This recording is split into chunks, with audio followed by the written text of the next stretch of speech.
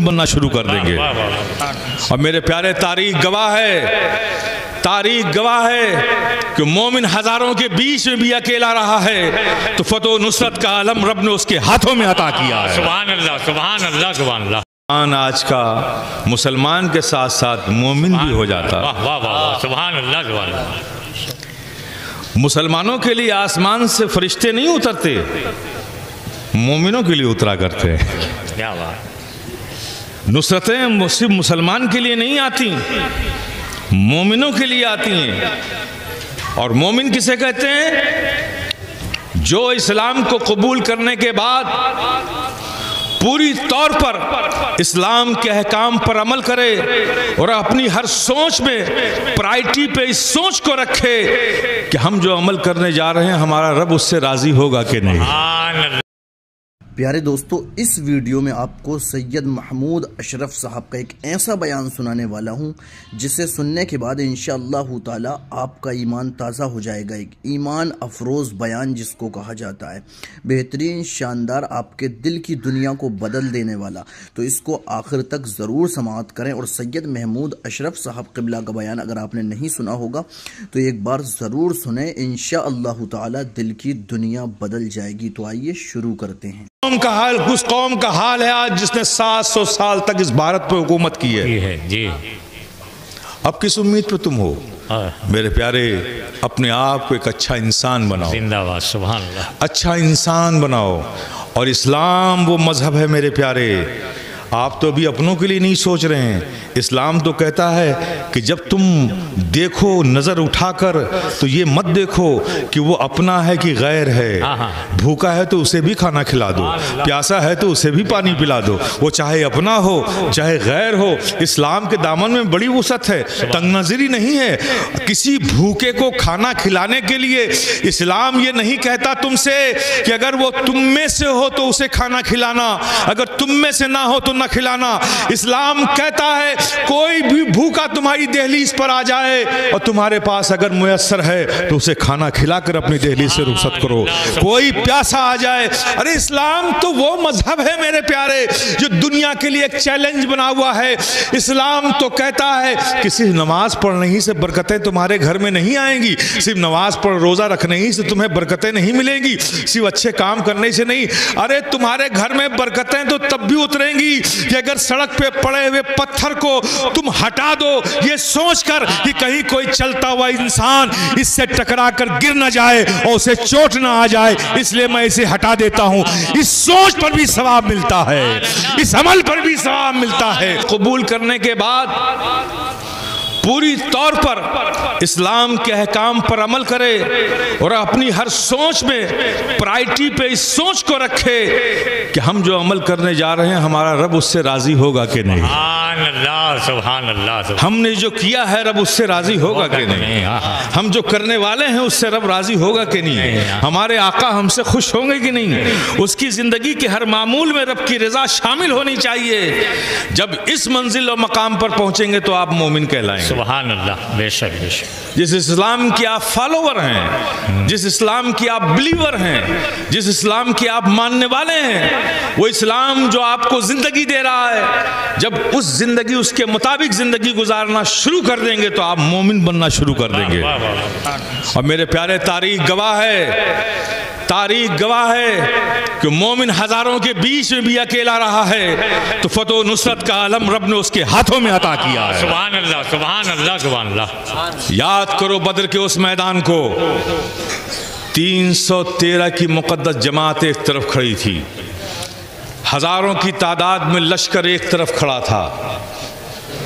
दुनिया का मुअर्रिख अपने हाथों में कलम लेकर ये लिखने के लिए तैयार बैठा था कि आज ये जो 313 बद्र के मैदान में आए हैं ये जंग लड़ने नहीं आए हैं, ये खुदकशी करने आए हैं और अपने नबी की मईयत में आए हैं, उनकी सरपरस्ती में आए हैं।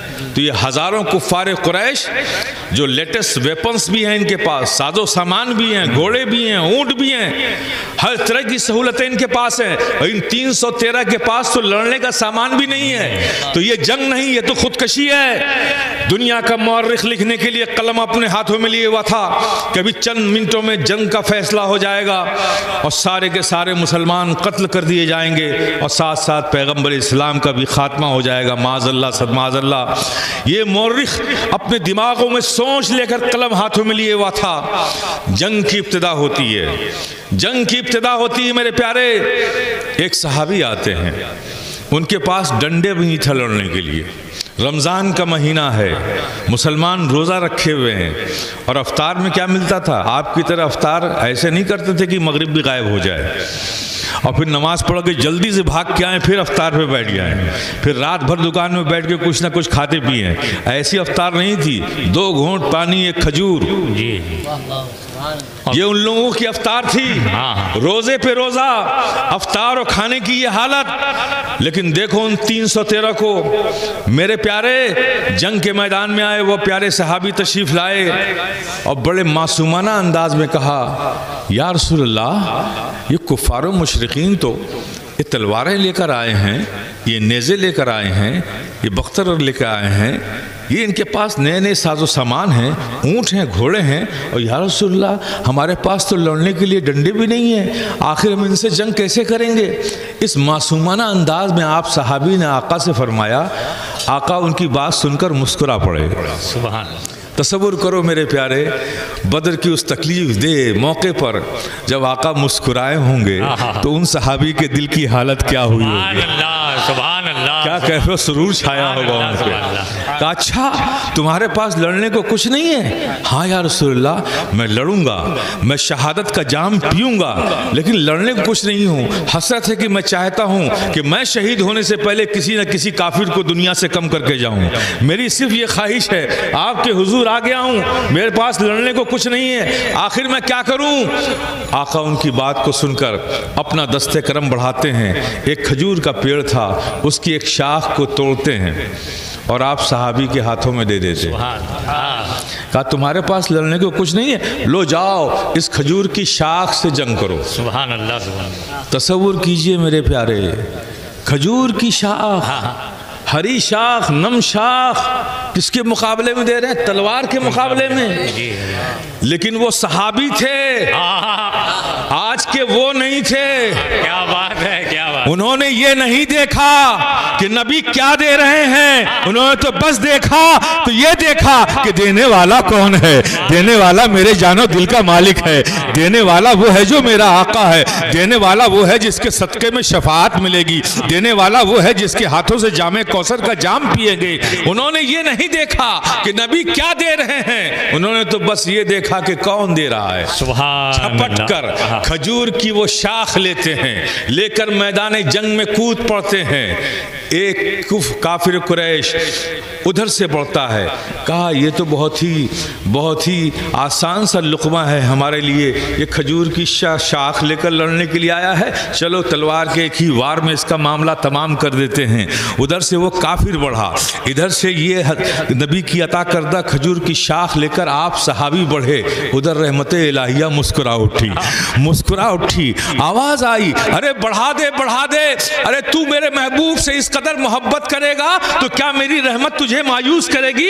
ارے بڑھا دے، تاریخ شاہد ہے کہ ادھر سے تلوار بڑھتی ہے، ادھر سے کھجور کی نمشاخ بڑھتی ہے، جب دونوں ٹکراتی ہے تو آپ صحابی کے ہاتھوں میں وہ کھجور کی شاخ نہیں تلوار بن جاتی ہے۔ سبحان اللہ، نعرہ تکبیر، نعرہ رسالت، حضور قائد ملت۔ یہ نصرت، یہ آنت رب کی جانب سے آئی، اس لیے کہ وہ صرف مسلمان نہیں تھے، وہ مومن کامل تھے۔ بے شک وہ مومن کامل تھے میرے پیارے۔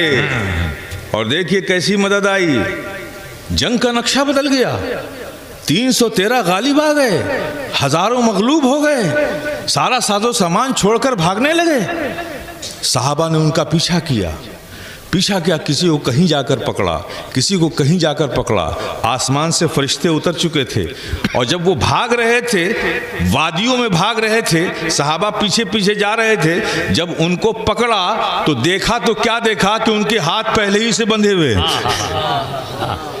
مدد آئی تو کیسی آئی؟ ان بھاگنے والوں کے ہاتھوں کو بھی باندھ دیا گیا، صحابہ تو گئے اور پکڑ کر لے آئے بس۔ سبحان اللہ، واہ واہ۔ یہ تاریخ ہے میرے پیارے۔ بے شک۔ جو مومنین ہوتے ہیں، جو مومن کامل ہوتے ہیں، ان کے لیے فتح و نصرت اترا کرتی ہے، اللہ کی مدد ہوتی ہے، ان کی عزت و آبرو کی محافظت رب کرتا ہے، ان پہ نصرت و حمایت کرتا ہے، ان لوگوں پہ کرتا ہے جو مومنین ہوتے ہیں۔ ہمیں یہ سوچنا ہے کہ صرف ہم مسلمان ہی بن کے رہ گئے ہیں، کہیں یہ وجہ تو نہیں ہے آج ہماری تنزلی کی، کہیں یہ وجہ تو نہیں ہے ہماری ہلاکتوں کی، کہیں یہ وجہ تو نہیں ہے ہماری رسوائیوں کی؟ یقیناً ہے میرے پیارے، یقیناً ہے۔ ہم صرف مسلمان بن کے رہ گئے، ہم نے مومن بننے کی کوشش نہیں کی۔ مومن وہ نہیں ہوتا میرے پیارے جس کے دلوں میں حسد ہو، مومن وہ نہیں ہوتا میرے پیارے جس کے دلوں میں بغض ہو، مومن وہ نہیں ہوتا میرے پیارے جس کو مال و اسباب کی لالچ ہو، مومن وہ نہیں ہوتا میرے پیارے جس کے دل میں نفاق ہو، مومن وہ نہیں ہوتا میرے پیارے جو دوسروں سے جلن کرے، مومن وہ نہیں ہوتا میرے پیارے جو دوسروں پہ ظلم کرے، مومن وہ نہیں ہوتا میرے پیارے جو پڑوسیوں کے حق کا خیال نہ رکھے، مومن وہ نہیں ہوتا پیارے جو اپنوں کا حق مال لے، مومن وہ نہیں ہوتا پیارے جو یتیموں کا مال کھا جائے، مومن وہ نہیں ہوتا پیارے جو فتنہ گری کی باتیں کرے، مومن تو وہ ہوتا ہے جو دلوں کو توڑتا نہیں ہے، دلوں کو جوڑا کرتا ہے۔ زندہ باد، زندہ باد، سبحان اللہ، سبحان اللہ۔ وہ مومن ہوتا ہے میرے پیارے، اور مومنوں کے لیے نصرتیں عطا ہوتی ہیں۔ بے شک۔ تو میرے پیارے، ہمیں ضرورت ہے اس بات کی، زندہ باد، سبحان اللہ۔ اصل کی طرف لوٹو میرے پیارے۔ جب اس قوم نے اپنی نظروں کو، اپنے رخ کو دنیا کی طرف کیا ہے، دنیا نے اس کے منہ پر رسوائی کا زناٹے دار تماچا مارا ہے، اور جب یہی قوم اپنے رخ کو اپنے رب کی طرف کرتی ہے تو ساری دنیا اس کے قدموں میں گرتی ہوئی نظر آئی ہے۔ سبحان اللہ، سبحان اللہ، بے شک۔ ہماری سنہری تاریخ ہے۔ یاد کرو میرے پیارے، اس مقام کو یاد کرو، اسپین کی سرزمین کو یاد کرو۔ کرسچینٹی اسلام کے وارس ہو رہے ہیں، جنگیں ہو رہی ہیں، تواتر سے جنگ ہو رہی ہے، کچھ مسلمان قیدی بنا لیے گئے، تقریباً 500 مسلمانوں کو اسپینیوں نے، عیسائیوں نے قید کر لیا۔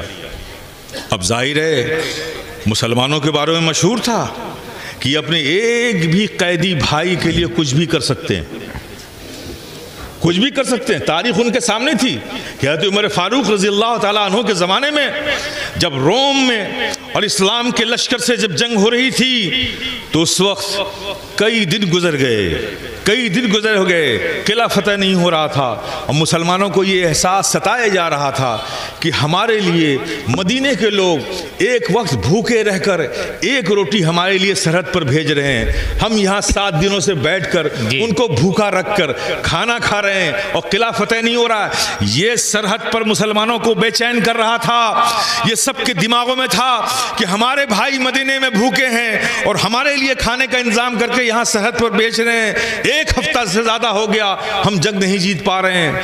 ایک دن وہ تھا کہ جنگ شروع ہوتی ہے، جنگ شروع ہوتے ہوتے ایک حضرت زرار رضی اللہ تعالیٰ عنہ تھے، صحابی تھے، یہ گھوڑے کی ننگی پیٹھ پر بیٹھ کے جنگ کرتے تھے، ہاتھ میں ایک نیزہ تھا، اس سے جنگ کرتے تھے۔ وہ جنگ کرتے کرتے اس جذبات میں اس قدر جذبات غالب آ گئے، اور مدرسے کے اپنے وہ مدینے کے اپنے بھوکے بھائیوں کا اس قدر خیال غالب آ گیا جس نے انہیں بے چین کر دیا، اور اس قدر وہ جذباتی ہو گئے کہ جنگ کے کچھ دستور ہوتے ہیں، میمنہ ہوتا ہے، میسرہ ہوتا ہے، قلب ہوتا ہے، اس طرح سے جنگیں لڑی جاتی ہیں۔ انہوں نے جنگ کے سارے دستور کو توڑ کر اپنے قافلے سے نکل کر عیسائیوں کے قافلے میں گھستے چلے گئے اور قافلوں کو قلع کما کرتے چلے گئے، آخر میں گھیرے گئے۔ قید کر لیے گئے، شام کو جنگ بند ہو جاتی تھی۔ آج کی طرح نہیں ہے کہ رات میں بھی میزائلیں داغی جا رہی ہیں، آج کی طرح نہیں ہے کہ چھپ کر وار کیا جا رہا ہے، آج کی طرح نہیں ہے کہ بے گناہ انسانوں کو، عورتوں اور بچوں کو بھی قتل کر دیا جا رہا ہے اور اسے لوگ اپنا دفاع سمجھتے ہیں۔ جنگ کے بھی کچھ اصول تھے، اس لیے کہ اس وقت کچھ انسانیت زندہ تھی۔ آج تو حیوانیت ہی حیوانیت ہے، انسانیت کا کوئی وجود نہیں ہے، انسانیت کا کوئی وجود نہیں ہے۔ اپنے آپ کو سب سے زیادہ ہیومن رائٹس کا فالوور کہنے والے وہ وائٹ کالر کرمنلز کیوں نہیں فیصلہ کرتے کہ 3 مہینے کی دودھ پیتی بچی اس دنیا میں کب سے ٹیررسٹ ہو گئی؟ 4 سال کا یہ بچہ کب سے ٹیررسٹ ہو گیا؟ یہ عورتیں کب سے ٹیررسٹ ہونے لگی؟ یہ وائٹ کالر کرمنلز جو دنیا کا فیصلہ کرتے ہیں، ہیومن رائٹس کمیشن کی بات کرتے ہیں، آج ان کی زبانیں خاموش کیوں ہیں؟ ان ظالموں کا ساتھ دے رہے ہیں، مظلوموں کی حمایت کوئی کرنے والا نہیں ہے۔ میرے پیارے، آپ غور کرو، یہ آپ کی تاریخ رہی ہے، لیکن اس وقت جنگ کے کچھ قانون ہوا کرتے تھے، شام ہوتی تھی، جنگ بند کر دی جاتی تھی، لوگ ادھر کے زخمی ادھر کے لوگ اٹھا لیتے تھے، ادھر کے زخمی ادھر کے لوگ اٹھا لیتے تھے۔ سارے لوگوں کو جب اکٹھا کیا، اس میں کچھ شہید تھے، کچھ زخمی تھے، گنے گئے، دیکھا گیا کہ سب تو موجود ہیں، کچھ زخمی حالت میں ہیں، کچھ شہادت کی حالت میں ہیں، لیکن ایک شخص نہیں، حضرت زرار نہیں ہے۔ بے چینی پھیل گئی۔ اب آپ تصور کیجئے، دن بھر جنگ کرتے کرتے انسان تھک چکا تھا، اپنے اپنے خیموں میں لوگ تھے، سامنے روٹی رکھی ہوئی تھی، ایک ہاتھ میں گلاس پانی کا گلاس تھا، کوئی پانی پینا ہی چاہتا تھا، کوئی روٹی کا نوالا منہ تک لے جانا ہی چاہتا تھا کہ یہ خبر سارے خیموں میں پھیل گئی کہ حضرت زرار کو دشمنوں نے قید کر لیا۔ یہ خبر پھیلنا تھا کہ روٹی ہاتھ سے گر گئی، گلاس پانی کا گلاس ہاتھ سے چھوٹ گیا، اور پورے خیمے میں کسی نے ایک قطرہ پانی اس لیے نہیں پیا کہ ہمارے بھائی زرار کو ان لوگوں نے پانی دیا ہوگا کہ نہیں دیا ہوگا، روٹی دی ہوگی کہ نہیں دی ہوگی، ہمارا بھائی زرار کس اذیت میں ہوگا، اسے دشمنوں نے پانی پلایا ہوگا کہ نہیں پلایا ہوگا۔ پورے خیمے میں کسی ایک مسلمان نے بھی پانی نہیں پیا۔ اور پھر جب صبح ہوتی ہے میرے پیارے، فجر کی نماز کے بعد سب رب کے حضور دعا کرتے ہیں کہ مولا یا تو آج ہمیں شہادت دے دے یا اس قلعے کو فتح کر دے۔ اب اپنے بھائی کو ہم دشمنوں کی قید میں رہتا دیکھ کر زندہ نہیں رہنا چاہتے۔ رحمت الہیہ مسکرا اٹھی، ارے اپنے بھائی کی اتنی محبت ہے تو جا، آج تجھے فتح و نصرت حاصل ہوگی۔ پھر وہ مارکے کی جنگ ہوئی ہے، جو 1 ہفتے سے قلعہ فتح نہ ہوا تھا وہ چند گھنٹوں میں فتح ہو گیا۔ اس طرح سے نصرتیں، حمایتیں مومنین کے لیے اترا کرتی ہیں میرے پیارے۔ جب تم صرف مسلمان رہو گے تو نصرتوں کی بات مت کرو، لیکن جب مومن بن جاؤ گے تو پھر سے تمہارے لیے ابابیل کا لشکر آئے گا میرے پیارے، پھر سے نصرت الہیہ اترے گی میرے پیارے، پھر فتح و نصرت کا علم تمہارے ہاتھوں میں دیا جائے گا، پھر تمہاری عزت و آبرو کے گن گائے جائیں گے، پھر تمہیں دنیا جھک کر سلام کرے گی۔ شرط یہ ہے کہ پہلے تم مسلم بن جاؤ، مسلم سے مومن بن جاؤ، اور مومن سے مومن کامل بننے کی کوشش کرو۔ سبحان اللہ، نعرہ تکبیر، نعرہ رسالت، مرکزی تنظیم اہل سنت، حضور قائد ملت، زندہ باد۔ یاد رکھو، وہ سیاست اہل سیاست جانے، جی اس میں ہماری کوئی دلچسپی نہیں ہے، لیکن یہ فقیر اشرفی گدائے جیلانی ایک خانگاہی ہے۔ میں خود پریکٹیکل ہوں اور آپ کو پریکٹیکل بات بتا رہا ہوں۔ سبحان اللہ، زندہ باد۔ میں آپ کو کہانیوں اور قصوں میں نہیں گھماؤں گا، کربلا کی یاد نہیں دلاؤں گا، چمکی حیدر کی تلوار، نعرے تکبیر اللہ اکبر، ارے تب چمکی تھی، اب کیسے چمکے گی یہ سوچو۔ آج ہمارے لیے فکر کی بات یہ ہے کہ اب کیسے چمکے، حیدر کی تلوار اب کیسے چمکے، سوچنے کا مرحلہ یہ ہے۔ واقعات سنا کے جذباتی بنانے سے مسئلے کا حل نہیں ہوگا، ہمیں ایمانی طور پہ جذباتی ہونا ہوگا، ہمیں اپنے رب کی ذات پر کامل یقین رکھنا ہوگا، ہمیں اپنے آقا کی نصرت و حمایت پر یقین رکھنا ہوگا میرے پیارے، اور جو ایمان کے تقاضے ہیں، جو ایک مسلمان ہونے کی ذمہ داری ہے، اسے پورا کرنا ہوگا۔ جب ہم پورا کریں گے تو مومن بنیں گے۔ میرے پیارے، آپ ذرا تصور کیجئے، اسپین کو یاد کر لیجئے۔ یہ حاضر کا واقعہ ہے، اسپین کا زیادہ پرانا نہیں ہے۔ اسپین کا تو بہت 500 سال تک حکومت رہی مسلمانوں کی۔ کیسے ہوئی؟ اسپین تو عیسائیوں کا ملک تھا، 500 لوگوں کو قیدی بنایا۔ اب یہ سوال یہ ہوا کہ انہیں رکھا کہاں جائے؟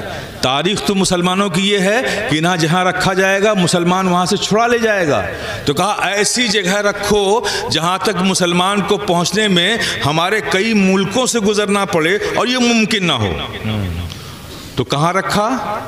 ظاہر ہے کہ خلافت عثمانیہ سے سٹا ہوا اٹلی ہے، اس کے بعد کیا ہے؟ جرمنی ہے، اس کے بعد کیا ہے؟ فرانس ہے، اس کے ارد گرد کیا ہے؟ ہنگری ہے، اس کے ارد گرد کیا ہے؟ ایمسٹرڈم نیدرلینڈ ہے۔ یہ سارے عیسائی ملک ہیں، اور سب سے پیچھے کیا ہے؟ اسپین ہے۔ تو خیال آیا کہ سب سے پیچھے لے آ کے ان کو رکھو تاکہ وہاں مسلمان پہنچ ہی نہ سکے، مسلمان پہنچ ہی نہ سکے۔ وہ قیدی بنا کر 500 افراد کا وہ قافلہ جب سمندر کے راستے سے ساحل پر اتارا گیا تو ان کے ہاتھوں میں ہتکڑیاں تھیں، پیروں میں بیڑیاں تھیں، شاہراہ پر ان کو پیدل چلایا جا رہا ہے، فوج کے لوگ پیچھے پیچھے چل رہے ہیں، آگے آگے چل رہے ہیں۔ یہ خبر جنگل کے آگ کی طرح پورے اسپین میں پھیل گئی، پورا اسپین گھروں سے نکل کر آ گیا۔ اور لیکن وہ جو قیدی تھے ان کے چلنے کا انداز کیا تھا؟ مست محلست، نہ چہرے پہ تفکرات کے آثار، نہ غم کی کوئی نشانی، نہ اجنبیت ہے، نہ غیریت ہے، نہ کوئی خوف ہے، نہ مر جانے اور مٹ جانے کا کوئی غم ہے، کوئی نہیں۔ بالکل بے فکری سے ایک مست انداز میں شاہراہ اسپین پہ چلے جا رہے ہیں۔ اور دیکھیے نظام قدرت، دیکھیے قید کرنے والے تو یہ سمجھ رہے تھے کہ ہم قیدی بنا کر لے جا رہے ہیں۔ رب نے ان غازیوں کے لیے کیا انتظام کیا؟ سارے اسپینیوں کو گھر سے نکال دیا اور سارے اسپینی شاہراہ کے دونوں کناروں پہ کھڑے ہو گئے، ان لوگوں کے استقبال کے لیے کھڑے ہو گئے۔ سبحان اللہ، سبحان اللہ۔ وہ دیکھنے کے لیے آ گئے کہ آخر یہ مسلمان کون ہے جس روم سے پوری دنیا ڈرتی تھی، آج وہ روم ان مسلمانوں سے کانپ رہا ہے۔ یہ دیکھنے کے لیے ان غازیان اسلام کو اسپین کی ساری عوام شاہراہ کے دونوں کناروں پہ کھڑی گئی۔ میں اس منظر کو دیکھ کر رب کے اس فضل پر بہت خوش ہوا کہ مولا تو کیسا کریم ہے جو تیری راہ میں تیری رضا کے لیے نکلتا ہے، تو اس کی عزت افزائی کس کس انداز میں کرتا ہے، تو فضل کس کس انداز میں کرتا ہے۔ ارے تو غیر ملک میں، اجنبی ملک میں قیدی کی حالت میں بھی غیروں سے استقبال کروا لیتا ہے، غیروں سے عزت افزائی کروا لیتا ہے۔ مولا تو کیسا کریم ہے کہ جو تیری رضا کے لیے تیری راہ میں نکلتا ہے تو اس کے لیے برکتیں ہی برکتیں نازل کر دیتا ہے۔ اسپین پورا نکل آیا میرے پیارے، دونوں کناروں پر سارے اسپین کی آبادی کھڑی ہے، حیرت سے دیکھ رہی ہے، یار یہ کیسے لوگ ہیں کہ قید ہیں، ہاتھ میں ہتکڑی ہے، پیر میں بیڑی ہے، لیکن ان کے چہرے پر تفکرات کے احساس نہیں ہے، نہ اضمحلال ہے، نہ بے چینی ہے، نہ کوئی خوف ہے، نہ کوئی غم ہے، نہ آنکھوں میں کوئی بے نوری ہے، روشن چہرہ ہے، آنکھوں میں چمک ہے، لبوں پہ مسکراہٹ ہے، چہرے پہ بے فکری ہے، قدموں میں کیا مستانہ چال ہے، کس انداز پہ یہ چلے جا رہے ہیں۔ یہ دیکھ کر پورا اسپین حیرت میں ہے۔ جیل میں لے جایا گیا، جیل میں گئے، جیلر بھی دیکھ کے پریشان ہو گیا کہ کس طرح کے قیدی ہیں بھائی، ان کو تو لگتا ہی نہیں کہ یہ یہاں کے نہیں ہیں، اجنبی ہیں، قیدی بنا کر لائے گئے ہیں۔ وہ تھوڑا امپریس ہوا، تھوڑا سے سافٹ ہوا، تو اس نے پوچھا کہ آپ لوگ قیدی بنا کے لائے گئے ہیں، میری ذمہ داری ہے، میں جیلر ہوں، بتائیے میں آپ کی کیا خواہش پوری کر سکتا ہوں۔ تو انہوں نے کہا، ان لوگوں نے، آپ میری کوئی خواہش پوری نہ کیجئے، بس ایک کام کر دیجئے، ہم لوگوں کو نماز پڑھنی ہے، پانی کا انتظام کر دیجئے، پانی کا انتظام کر دیجئے، بس ہم کو یہی آپ سے چاہیے۔ اگر اتنا آپ ہمارا فیور کر دیں، اتنی ہیلپ کر دیں تو ہم آپ کے شکر گزار ہوں گے۔ جیلر سن کے حیرت زدہ رہ گیا، ایسی حالت میں تو لوگ کھانا مانگتے ہیں، پانی مانگتے ہیں، بھوکے ہیں تو روٹی چاہیے، پیاسے ہیں تو پانی چاہیے، یہ کچھ نہیں مانگ رہے ہیں، کوئی احسان لینا نہیں نہیں چاہتے, بس اتنا کہتے ہیں کہ ہمیں وضو کرنا ہے, اللہ کی عبادت کرنی ہے, کچھ پانی کا انتظام ہو تو کر دیجئے. جیلر ہی بڑا حیرت میں ہو گیا, کہا یہ وضو کیا ہوتا ہے؟ کہا ہم جب اللہ کی حضور پریئر کرتے ہیں, عبادت کرتے ہیں, تو پہلے اپنے ہاتھ منہ کو دھوتے ہیں, اس کے لیے ہمیں پانی چاہیے. جیلر نے آرڈر کیا, پانی لایا گیا. اب وہ جیلر غور سے ان کے وضو کرنے کو دیکھ رہا ہے, ہاتھ دھونے کو دیکھ رہا ہے, کلی کرنے کو دیکھ رہا ہے. کمال ہے, پیاسے ہیں, ان کو 100 کم سے کم 25 کلومیٹر ہم لوگوں نے پیدل چلایا ہے, لیکن پانی منہ میں لے جاتے ہیں اور پھر تھوک دیتے ہیں.